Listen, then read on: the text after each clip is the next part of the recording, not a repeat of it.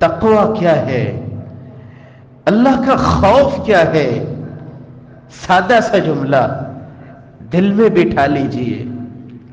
ایک بزرگ مجھے اور آپ کو کہتا ہو اللہ سے ڈر جاؤ، میری کیفیت کیا ہوتی ہے؟ اللہ کا نام لے کے میرے انداز کیا ہوتے ہیں؟ گورنمنٹ کا بنایا ہوا قانون ہو، صرف لکھا ہوا مجھے نظر آ جائے، اور میں اگر کسی بھی طرح قانون کو توڑنے جا رہا ہوں، ایک اشارہ ہی کراس کر لوں، میرے انداز بدلے ہوئے ہوں، اور میرے اللہ کی کتنی ہی حدود و قیود میں توڑتا جاؤں اور پرواہ ہی نہ ہو، کہنے والا بولے کسی بڑے کا پیغام دے، فلاں نے پیغام دیا باز آ جاؤ، میرے اور آپ کا رویہ کیا ہوتا ہے؟ سوچ کیا ہوتی ہے؟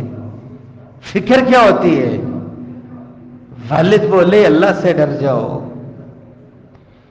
کوئی بزرگ بولے اللہ سے ڈر جاؤ، اور میں اپنی توہین سمجھوں اور پرواہ ہی نہ کروں، اس جملے کا میرے اوپر کچھ بھی اثر نہ ہو، اور میں سمجھوں کہ میرے دل میں اللہ کا خوف ہی بڑا ہے، میں جو کچھ پیش کر رہا ہوں اللہ اسے پہلی فرصت میں قبول فرمائے گا۔ اللہ سے ڈر جاؤ، یہی ایک جملہ تھا، آپ نے تقوی کا معنی سمجھنا ہے، یہی ایک جملہ تھا، زبان سے نکلا تھا، اللہ سے ڈر جاؤ، اللہ سے ڈر جاؤ۔ آج 4 پیسے آ جائیں، آج کرسی اور عہدہ مل جائے، آج اگر مجھے ڈیرا مل جائے، میرے ہاتھ میں قلم آ جائے، میرے ہاتھ میں قانون آ جائے، انداز ہی کیا ہوتے ہیں؟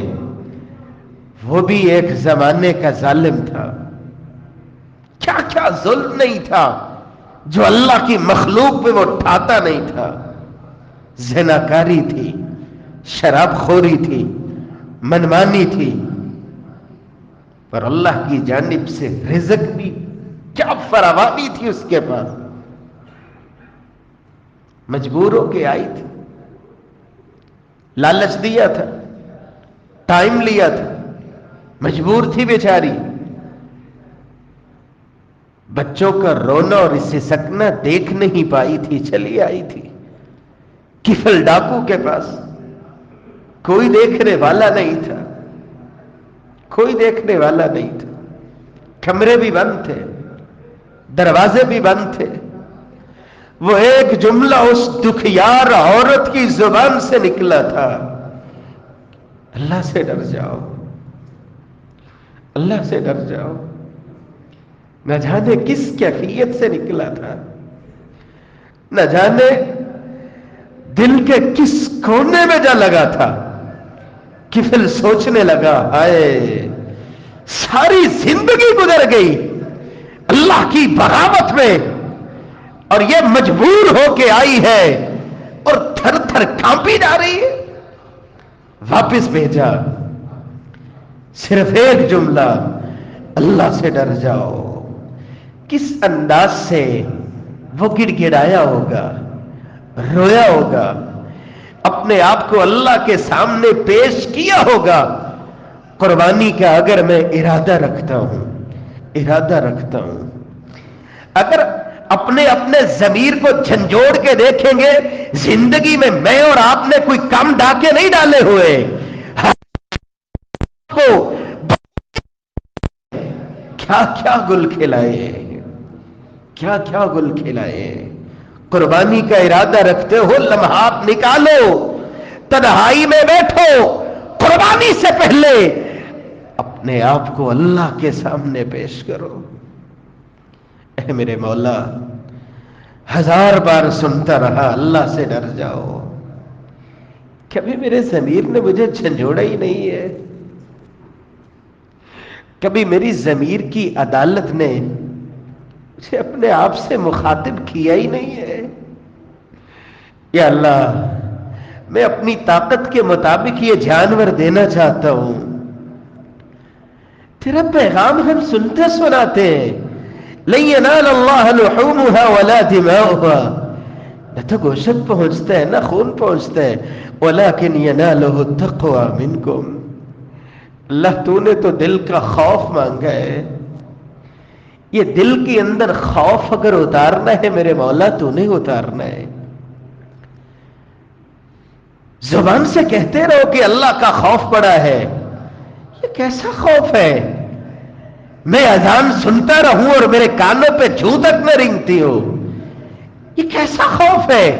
کوئی کہنے والا کہے میں اپنی توہین سمجھوں اور سگریٹ پہ سگریٹ لگاؤں اور اس کو اپنی آن اور شان سمجھوں, تاش پہ تاش کھیلتا چلا جاؤں اور مسلمان نہیں ہے, نہ نماز ہو نہ تلاوت ہو نہ ذکر ہو نہ اللہ کی مخلوق کے بارے میں کسی طرح کا ہی احساس ہو.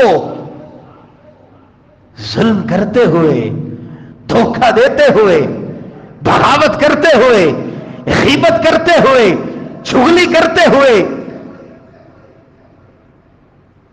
کسی پہ زبان سے وار کرتے ہوئے میرا ضمیر مجھے جھنجھوڑے ہی نہ, یہ کیسا اللہ کا خوف ہے؟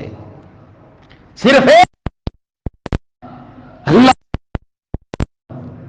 وہ کفل تھا, اللہ کی جانب لوٹا تھا. اسی اسنا میں خلق حقیقی سے جا ملا تھا. لوگ سمجھتے تھے شکل بدل گئی ہوگی, لیکن تاریخ شاہد ہے میرے اللہ نے پیغام لکھوا دیا. لوگوں گواہ ہو جاؤ, اللہ نے کفل کو معاف کر دیا ہے. الہ العالمین مجھے اور آپ کو ایسا ہی اپنا خوف نصیب فرمائے. قربانی کرنے والے میرے بھائی, قربانی سے پہلے اپنے دل میں اس خوف کو جگا دو. دنیا کے بنائے ہوئے قانون سے بڑے ڈرتے ہو, کسی کے کسی کے ظلم سے بڑے ڈرتے ہو. ان بطش ربک لشدید, وہ شخص جو باز نہیں آتا ہے, میرا اللہ فرماتا ہے اگر اسی بغاوت میں تجھے موت آ گئی یاد رکھنا اللہ کی پکڑ بڑی سخت ہے. میرا رب جب پکڑنے پہ آتا ہے عبرت بنا دیتا ہے.